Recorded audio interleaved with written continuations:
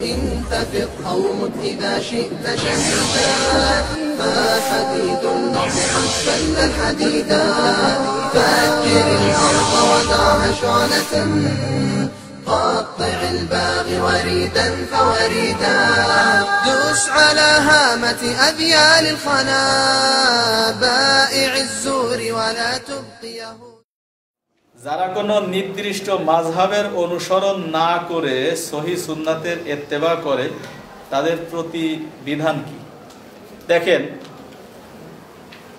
কোন মাযহাবের অনুকরণ না করা আর না করা মুখ্য বিষয় কিন্তু আমাদের এটা না।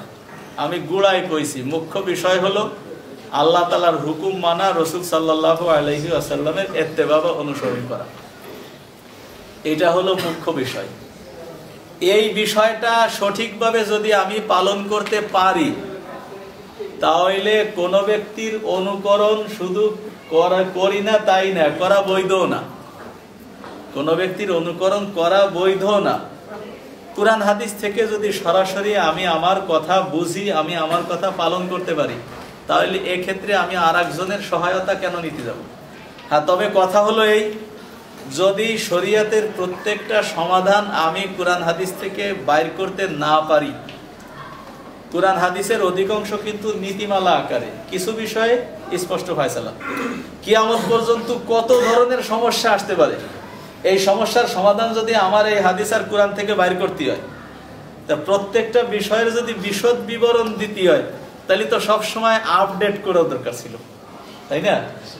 নতুন নতুন সমাধান আসতে, ঝামেলা আসতেছে, নতুন নতুন প্রশ্ন আসতেছে, আবার নতুন নতুন কি করা দরকার ছিল? সুরাহা আনা দরকার ছিল। কিন্তু সুরাহার কিতাব তো আমার কাছে নির্দিষ্ট, ওই কুরআন আর এই হাদিস, এর মধ্যে থেকেই আমাকে সুরাহা দিতে হবে। তাহলে কুরআন হাদিসের ব্যাপক একটা অংশ, বিস্তর একটা অংশ কিন্তু নীতিমালা আকারে আছে। ওই নীতিমালা থেকে গবেষণা করে আমার সুরাহাটা কি হবে এটাকে ওইখান থেকে আমার বাইর করতে হবে। ওইখান থেকে বাইর করে তারপরে আমি সেটাকে পালন করব। এখন এই বাইর করাকে বলা হয় হলো ইজতিহাদ বা গবেষণা। যদি কোনো ব্যক্তি গবেষণা করে, ইজতিহাদ করে তার সমস্ত সমস্যার সমাধান সে করে দিতে পারে, ওই ব্যক্তির জন্য কারো অনুকরণ করা বা তাকলিদ করা বা কোনো মাযহাব বানা এটা বৈধ না। কিন্তু কোনো ব্যক্তি যদি নিজে এগুলিকে অনুসন্ধান করতে না পারে, তাহলে কি সে শরীয়তের উপরে আমল করা বাদ দেবে? না, তা তো বাদ দেবে না, আমল তো তার করতে হবে। এক্ষেত্রে তার মাধ্যম কি?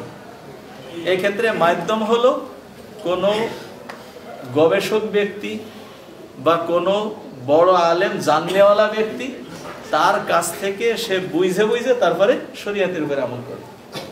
এখন এই ব্যাপারে দলিল হলো কুরআনে কারীমের আয়াত, ফাসআলু আহলা যিকরি ইন কুনতুম লা তা'লামুন, যদি তোমরা না জানো তাহলে যারা জানে, যাদের স্মরণ আছে তাদেরকে জিজ্ঞাসা করো।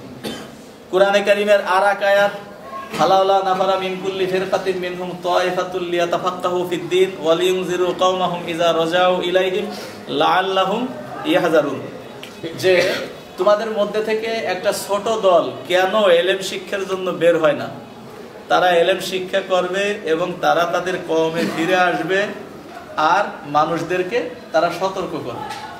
এখন এই যে এক কওমের থেকে কিছু মানুষ, মিন কুল্লি ফিরকাতিন মিনহুম তায়ফা, ফেরকা বলা হয় বড় দল আর তায়ফাতুন বলা হয় একটা ছোট দল। তো কেন বড় দল থেকে অল্প সংখ্যক মানুষ তারা ইলম শিক্ষার জন্য বের হয় না? ইলম শিক্ষা গ্রহণ কইরা ফিরে আসবে, কওমের লোকজনকে সতর্ক করবে, এটা হলো তাদের কাজ। আচ্ছা, যদি প্রত্যেকজন ব্যক্তি সে কুরআন হাদিস যার যারটা বুঝে সেই আমল করবে, তাহলে বড় দল থেকে ছোট দল বেরোনোর কথা আল্লাহ তাআলা বললেন কেন? তা তো বলা দরকার তোমরা সবাই কেন বেরো না, ইলম শিখবা, আমল করবা। কথাটা কি বুঝাই দিই বললাম কিনা জানি না। আল্লাহ তাআলা বলছেন হলো প্রত্যেক বড় দল থেকে ছোট একটা দল তারা ইলম শিক্ষার জন্য বেরোবে, ফিরে আইসা তারা তার কওমের মানুষকে সতর্ক করবে। তাহলে এ জায়গায় দেখা গেল যে কওমকে আল্লাহ তাআলা দুইটা ভাগে ভাগ করছেন। ছোট একটা দলকে পাঠাইছেন ইলম শিক্ষার জন্য, ওরা শিখে আইসা মানুষজনকে কবে আর মানুষজন তাই মাইনা চলবে।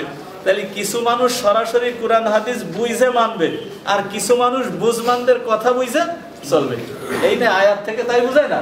জি, বেশ আমাদের তো তাই যে কিছু মানুষ তারা এলেম শিক্ষা করছে, তারা শিক্ষা কইরা কোরআন হাদিস থেকে বুঝছে, আমরা তাদের বুঝটা অনুকরণ করে চলতেছি। তো কোরআনে তো সেই ইঙ্গিতই দেওয়া হয়েছে যা আছে তাই। এরপরে আরেকজনের দিক নির্দেশনা মানার যদি কোনো ব্যবস্থা শরীয়তে না থাকে, তো বুখারী শরীফের মিশকাত শরীফে হাদিস আসছে, বুখারী শরীফেও হাদিস আসছে যে আল্লাহ তাআলা এই ইলমকে ছিনিয়ে নেবেন। ইন্নাল্লাহা ইয়াকবিজু হাযাল ইলম লা ইয়াকবিজুহু ইনতিজান ইয়ানতাজিহু মিনাল ইবাদ ওয়ালাকিন ইয়াকবিজু বিকবজিল উলামা ফাইজা লাম ইউবকি আলিমান ইত্তাখাযান নাসু রুউসান জুহালান ফাসুইলু ফাফতাউ বিগাইরি ইলমিন ফাদাল্লু আদাল্লু। ও জায়গায় কথা হলো যে আল্লাহ তাআলা এই ইলমকে ছিনিয়ে নেবেন, ইলমকে উঠিয়ে নেবেন। তবে এটা ইলমকে মানুষের থেকে ছিনিয়ে নেওয়ার মাধ্যমে না, বরং আল্লাহ তাআলা উলামায়ে কিরামকে একে একে দুনিয়ার থেকে নিয়ে যাবেন, মানে এদের মৃত্যু ঘটায় দেবেন। এরই মাধ্যমে এক সময় দুনিয়ায় ইলম কালাম খতম হয়ে যাবে। যখন দুনিয়াতে ইলম থাকবে না, তখন মানুষ জাহেলদেরকে, মূর্খ মানুষদেরকে তারা তাদের নেতা বানাবে, এদের কাছে মাসালা জিজ্ঞাসা করবে, তারা ফতোয়া দেবে, নিজেরাও পথভ্রষ্ট হবে, অন্যদেরকেও করবে। তাহলে মানুষের জিজ্ঞাসার একটা বিধি ব্যবস্থা যে শরীয়তের মধ্যে আছে, এবং এটা না জাইনা ফতোয়া দিয়া এটা নিজেরও গুমরাহির কারণ, অন্যেরও গুমরাহির কারণ। তাহলে জাইনা ফতোয়া দিলে কি হবে? নিজেরও হিদায়াতের কারণ, অন্যেরও হিদায়াতের কারণ। অন্য এক হাদিসের মধ্যে আসছে যে কোন একজনকে যদি ফতোয়া জিজ্ঞাসা করা হইলো আর সে ভুল ফতোয়া দিয়ে দিল, তাহলে এই ভুল আমল করার কারণে দায়ভারটা যে ফতোয়া দিল তার ঘাড়ে। যদি আর একজনকে অনুকরণের কোন সুযোগ শরীয়তে না থাকে, তাহলে ফতোয়াদাতার ঘাড়ে দৌড় যাবে কেন? আমার কথা তো মানতে আল্লাহ তোমারে নিষেধ করে দিছে, রাসূল সাল্লাল্লাহু আলাইহি ওয়াসাল্লাম নিষেধ করেছে, তুমি আমার কথা মানলা কেন? কথাটা তাই হবে না। মানার সুযোগ আছে বলেই যে অন্যায় ফতোয়া দিবে, ভুল ফতোয়া দিবে, দায়ভারটা তার ঘাড়ে। এখন যে কথা বলতেছিলাম যে কোনো মানুষ যদি কুরআন ও হাদিস থেকে তার যাবতীয় মাসলা সে নিজে বুঝার সক্ষম হয়, তাহলে সে নিজেই বুঝবে। তবে এই ক্ষেত্রে একটা জিনিস আগে বোঝা দরকার যে কুরআন হাদিসের ভাষা আরবি।